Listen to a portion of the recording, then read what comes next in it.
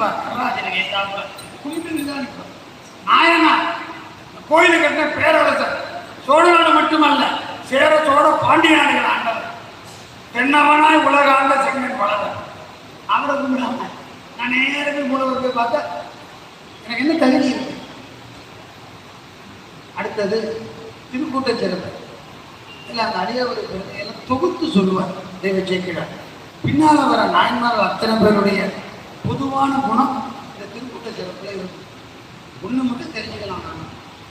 நாயன்மார் கும்பிடுறது பக்தியில காமிய பக்தி, நிஷ்காமிய பக்தின்னு சொல்வது வழக்கம்.